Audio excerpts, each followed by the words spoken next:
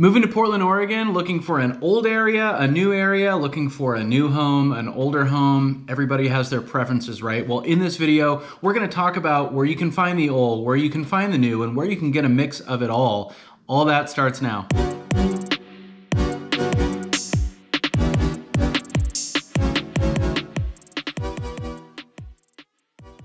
Hey, what's up everybody? This is Paul Clem with the Home Team Brokers coming to you from Portland, Oregon. And in this video, we're going to talk about the age of different areas throughout the Portland metro area. But we're going to talk about the suburbs in Portland and the age of some of these areas and talk a little bit about kind of how things have progressed, but more importantly, what you can expect if you are really focusing in on specific areas. Are you looking at a community that's a little bit older? Are you more likely to get into an older home? Or is it going to be newer and you're more likely to get into a newer home? And what's your priority in terms of what you're looking for? I think with a lot of cities around the country and major metro areas, Portland no exception, you start in the middle in the city and you continue to work out, and it gets newer and newer, as you get further and further away from the city. So, same with Portland. You'll see the original residential developments in Portland largely in on the east side of the river, some on the west side as well, in particular in areas like South Burlingame and in Northwest District as well. Now, if this is your first time to the channel or you've been here and you haven't already and you want to get more videos like this, make sure to hit the subscribe button and tap the little bell to get notified every time we drop a new video. We've helped so many people relocate to Oregon and move to the Portland metro area, and as real estate professionals, we love to help with that process. So if that's you, give us a call, send us a text, shoot us an email, or click the link down below in the description of the video and schedule a Zoom call with us. Either way, we would love to help with your move to Portland. All right, we're just gonna jump right into this here because I could drone on and on about all the different nuances with all of these different areas, and you're gonna see a lot of variety here. There's definitely some surprises and some that really make a lot of sense in terms of the average age of home in these different Portland suburbs. And the newest area in terms of age of home is Happy Valley. The average age of homes in Happy Valley is 2010. And Happy Valley is an area that when you drive around looks very new, feels very clean, very fresh. This is an area that is still developing, so you have a lot of big developments smattered throughout. You still have some vacant land when you look around. The further you go east, you start to get more into some rural areas. So you are on the outskirts of the urban growth boundary and the Portland metro area as a whole. But a lot of people really, really like Happy Valley, even if it's not an area that exactly fits what they're looking for, or for a lot of people, it's a little bit too far from where they want to be in proximity to Portland or maybe other things on the west side of the river. But Happy Valley, a great area, ton of new construction still going on, and the newest suburb in Portland. All right, so the next suburb, about a decade older, average year built 1999, is Wilsonville. So Wilsonville feels a lot like Happy Valley in a way in terms of all of the newer developments that it has. A lot of great planned communities too. So a lot of people really like Wilsonville for the amenities that the communities have, not just being nice, newer, kind of cleaner, than some other suburbs in the Portland metro area.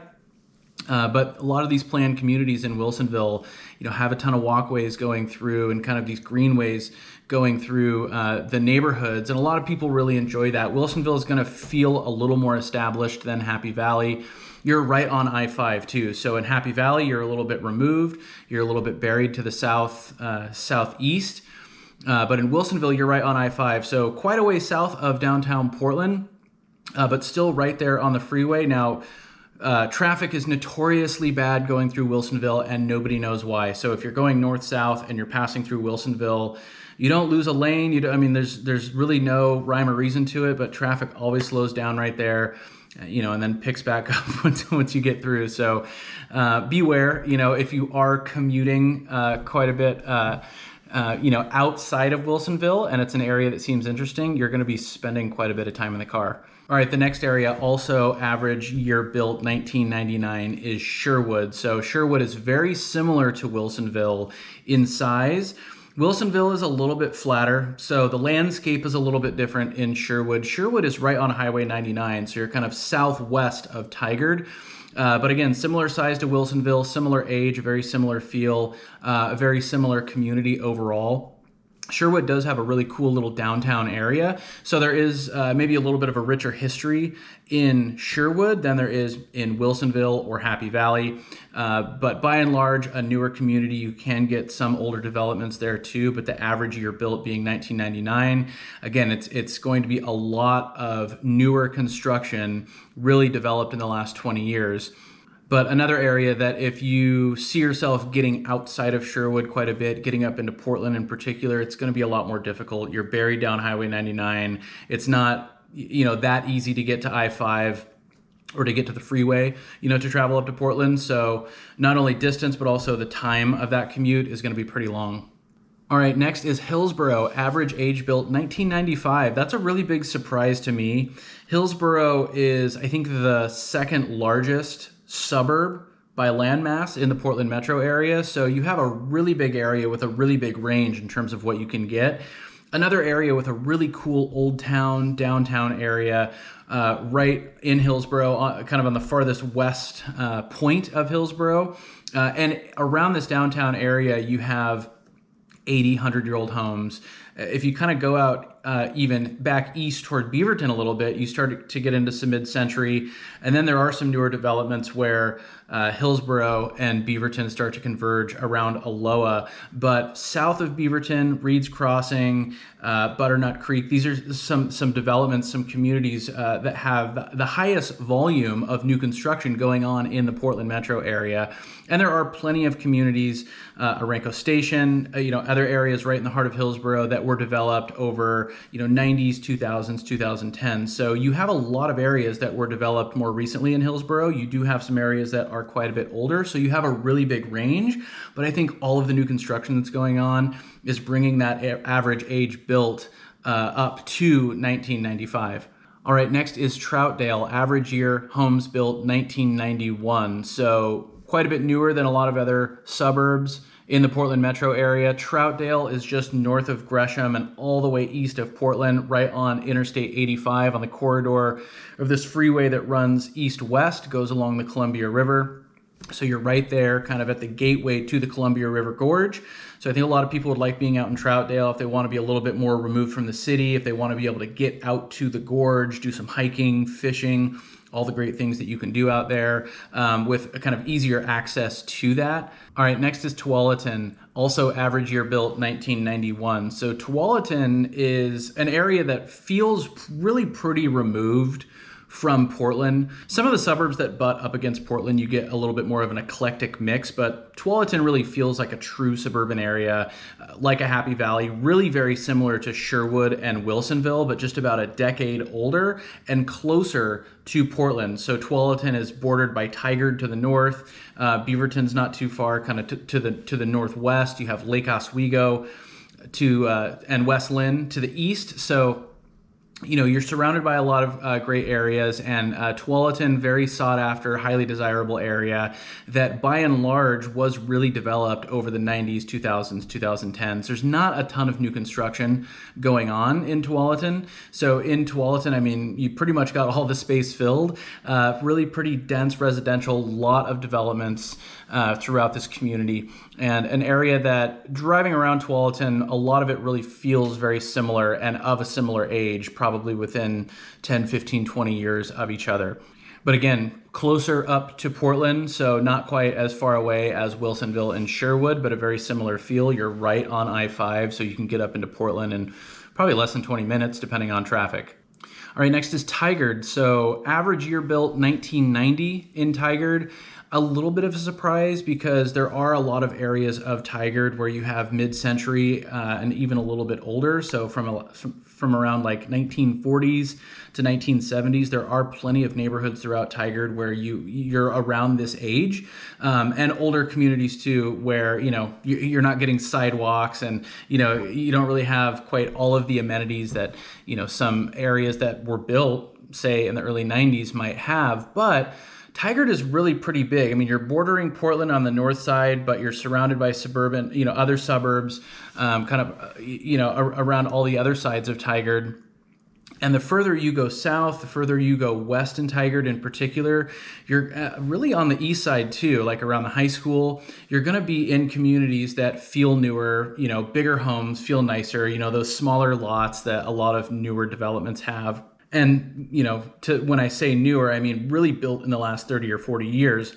But as you kind of make your way further south in Tigard, in particular in Bull Mountain, where there's been a ton of development in the last 20 years, you really start to feel very suburban, again, a very similar feel to even like a Tualatin, but like areas in Wilsonville, in Sherwood, where when you think suburb, what you imagine when you think suburb, that's kind of a lot of what you can get in Tigard. And again, Tigard is pretty big, so you do get that range to some extent. You do get that variety like you do in like a Hillsboro, for example, or a Beaverton to the north, like we'll talk about.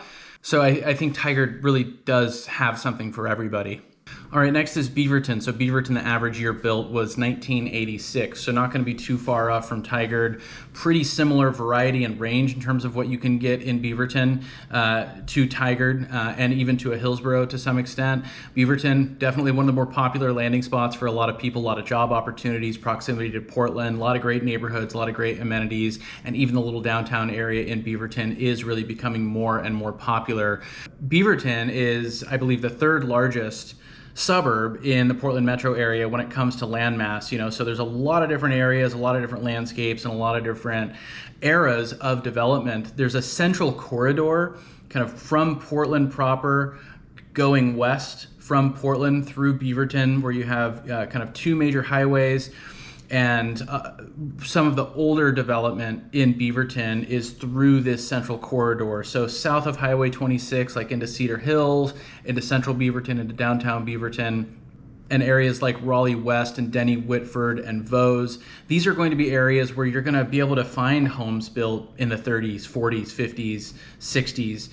But on the north side of Beaverton, some areas that are actually technically unincorporated Washington County, like Bethany, Cedar Mill, Bonnie Slope, for example. And on the south side of Beaverton, Murray Hill, Neighbors Southwest, Sexton Mountain. These are areas that were really heavily developed over the past, say, 25, 30 years. So you're going to get, again, kind of that typical suburban feel in this northern area of Beaverton and southern area of Beaverton, where it is going to feel more similar to a Happy Valley or a Tualatin, for example. And I would say 1986 as an average year built definitely makes sense for Beaverton, not that big of a surprise. And for Beaverton itself, there's going to be areas where you can get into downtown Portland in 12, 13 minutes. There's going to be areas where it's going to take 25, 30 minutes to get into Portland from Beaverton. So it really just depends on where you live. And some of these older areas are going to be closer to Portland, closer to the Portland border, where you can get in a little bit closer. Some of the kind of nicer, quote unquote, nicer suburban areas in Beaverton with larger homes, more amenities, are going to be a little bit more removed and a little bit further. All right, next we have Oregon City, average year built 1984. This one is a little bit surprising because Oregon City is such an old town. This is the end of the Oregon Trail, right? So there's a ton of history here. Really cool old downtown with old buildings. It's really kind of a thriving little downtown too, with great restaurants and shops. And every time I go down there, it's really bustling. Even during the week, there's people out walking around, getting coffee. It's right on the river, right on the Willamette River. You have the falls there. So it's a really cool little downtown area. Oregon City itself, and the zip code Oregon City is a really pretty big area. You are surrounded by some rural space to the east and to the south in particular. And I think with Oregon City being average year built 1984, I think this was kind of an old small town for a really long time. And as the urban growth boundary expanded, there was more opportunity for more dense residential development. And there are a lot of areas around Oregon City where you drive around and you see newer developments, again, in the last 30, 35 years, something like that. So a lot of the development that's taken place in Oregon City has been in more recent decades, which is going to bring up that average to 1984 in this case. All right, next is Gresham. So Gresham, average year built 1984. Gresham is the largest suburb in the Portland metro area, just a little bit bigger than Hillsboro, and really follows a same trajectory as far as the development over time as Hillsboro.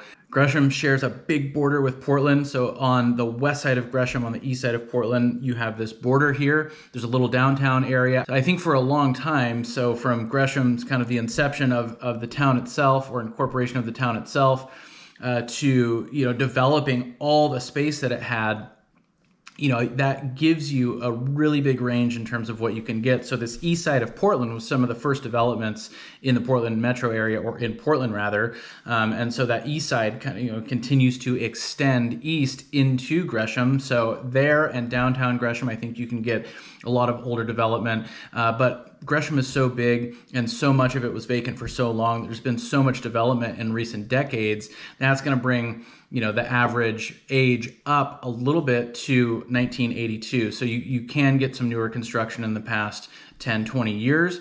You can get down to some mid-century and to 80, 100-year-old homes in Gresham. All right, next you have Lake Oswego, average year built 1982. So Lake Oswego shares a border with Portland just to the north. It borders the Willamette River on the east side of Lake Oswego. And then again, you have I-5 and Tigard to the west of Lake Oswego. To the south, you have an area called Stafford and then West Linn as well. So Lake Oswego is really pretty landlocked in that way in terms of its ability to grow. There's not a ton of new construction going on in Lake Oswego. Its proximity to Portland would suggest that, it's an area that would have been developed a little bit sooner than some of the areas more on the outskirts of the metro area. But you do get a ton of communities and a ton of developments in Lake Oswego that were built in the last 20 or 30 years. So it's not like you can't get into Lake Oswego and get a newer home. There is new construction that takes place, but they're really not building these new big developments in Lake Oswego with 100, 200, 300 plus homes. But in particular, around downtown Lake Oswego and First Edition, this was some of the original development in Lake Oswego, and there are a ton of 80, 90, 100 plus year-old homes in this area. So you really can get a big variety. I think in Lake Oswego, you have probably a lesser chance of getting into an older home that has a ton of deferred maintenance. This is an area with a much higher concentration of wealth, higher net worth individuals. High household incomes, things like that. So I think, a lot of the homes as a result of that have been really well preserved, at least, maybe more so on average than some other areas where you can get much older homes. And Lake Oswego, definitely one of the most, if not the most popular or sought after area. I think one of the things, probably the biggest thing that keeps a lot of people out of Lake Oswego is that barrier to entry, with the average sales price and just the cost of real estate overall. All right, next we'll talk about Vancouver, which is really a city in and of itself, less so than a suburb of Portland. Vancouver itself is 50 square miles, so compare that to Gresham, the largest suburb of Portland, being about 26, 27 square miles. Vancouver itself is twice the size of Gresham. The average year built in Vancouver is 1979, so compare that to Portland, 1958. You can see that Vancouver was an area that, developed maybe a decade or two later overall. So you can get definitely a lot of older homes, kind of older historic homes with that historic charm, but a lot of mid-century development, a lot of development in the 70s and 80s in Vancouver. And you don't see too much development going on in Vancouver proper necessarily, but some of the most new construction going on in the Portland metro area is around Vancouver. So to the north of Vancouver and to the east of Vancouver, you get a lot of new development and a lot of new construction. So that is a very popular area for people who are looking for maybe a little more bang for their buck, really want to get into new construction. Maybe they work from home. Maybe they're going to work in Vancouver. The commute doesn't necessarily matter. Or they don't need to get into Portland all the time. Being 40 minutes to an hour outside of Portland and outside of Vancouver is a popular option for a lot of people. But, again, overall, Vancouver is going to be just a little bit newer on average than Portland itself, but still a little bit older than at least any of the suburbs that we've talked about up to this point. All right, next is West Linn, and this is one of the biggest head scratchers for me. You have an average year built of 1974 in West Linn, but I think most people would attribute larger, nicer, newer homes, newer communities, newer developments to West Linn. Now, West Linn isn't an enormous area, and there are definitely some older developments and older communities, all the way up to 100-year-old homes. And so you can get a really big range and variety in terms of what you get in West Linn, but if you drive around West Linn, you're not going to feel like you're in an area that was developed over the 60s and 70s. All right, next and finally on this list is Milwaukee. So no surprise here, the average year built in Milwaukee is 1964, and Milwaukee itself is really like Southeast Portland light. So, the whole kind of southern border of Southeast Portland, you get Milwaukee just directly south. Milwaukee is across the river from Southwest Portland and Lake Oswego. So this is an area where people have been for a long time, very close proximity again to Portland city limits and even into downtown Portland. So this is an area where you're going to find a ton of homes that are 75, 80 plus years old. There are some newer developments, but really not that many. I mean, a lot of the residential developments that you see where there's, a few hundred homes, these were, built in the 60s, 70s, 80s. And then you're going to get your one-off new construction, things like that, of course. And then you're going to get kind of your one-off areas where, 5 to 10 homes were built, and those are going to be a little bit newer. But by and large, Milwaukee is really a pretty old feeling area.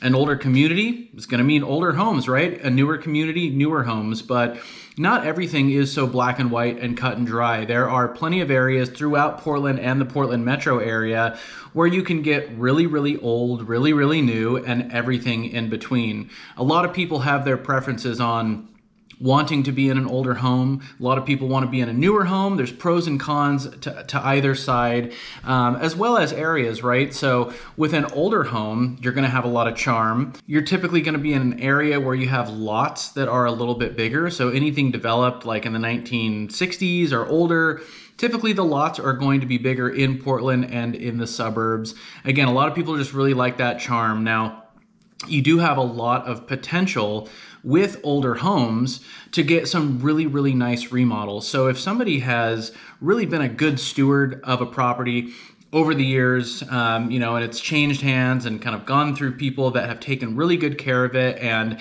you have a remodeled kitchen, you have remodeled bathrooms, you have your landscaping is still really nice, new flooring, it's been painted, the roof, all of that good stuff.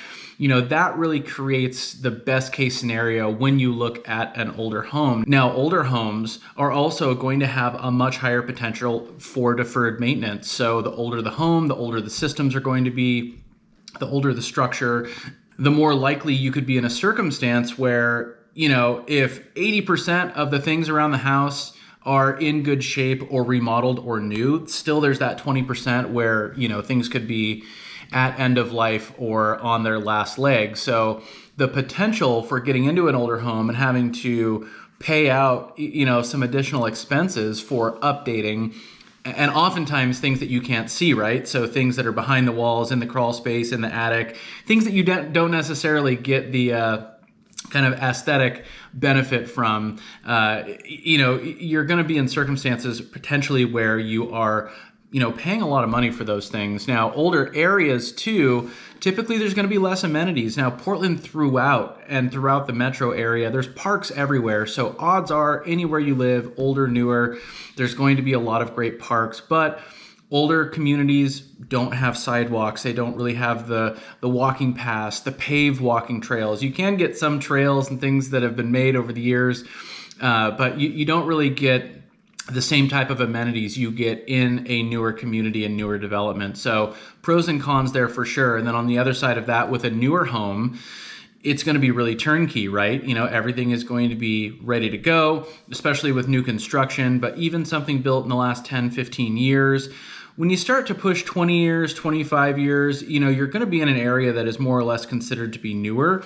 The homes themselves are probably starting to if not, already be in a position to where they need a little bit of remodeling. The floors are a little bit worn or dated. Those cabinets just aren't quite in style anymore. The roof might be starting to go, and down the line. So it's not like you are at an extreme advantage buying a 30-year-old house versus a 100-year-old house necessarily. In fact, when you look at 25, 30 years old, often you see that nothing has really been touched or updated. When you look at a 100-year-old home, unless it's kind of a tear down or a real fixer-upper, you're going to have some updating that has been done over the years, and a good chance that it's in really good shape, with the updates that have been done. So, when we start looking at these dynamics, again, you can have your preferences aesthetically, but there really are going to be some differences and some pros, some cons, some benefits to buying older or buying newer. With a newer community too, you're going to have those paved walkways. You're going to have more little parks kind of smattered throughout a neighborhood. Typically, you're going to be in an area that has, some newer commercial development too. So little strip mall areas or little kind of town square areas where there's a coffee shop and a froyo place and maybe a smoothie place and a couple restaurants, a tap room, things like that you can get out and enjoy pretty easily. But with a newer community, especially if it's really brand new in the last 5 or 10 years, the landscaping is not going to be as mature. It's going to be a little more bare as far as the trees, whereas in older areas, you have a lot of big, old, mature trees that really make for beautiful scenery, very tranquil, very peaceful. You don't get that as much in a newer area. So whether you're looking for newer, older, whether it's a home or an area, again, and as we've talked about, is going to be a lot of variety here. If you want to talk more about it, give us a call, send us a text, shoot us an email. Click the link down below in the description of the video, schedule a Zoom call with us, and we can talk more about areas that are going to suit your needs and kind of fit what you're looking for best. Now, if this video is helpful, make sure to hit the like button. That helps us out a lot. If you want to get more videos like this, make sure to subscribe to the channel.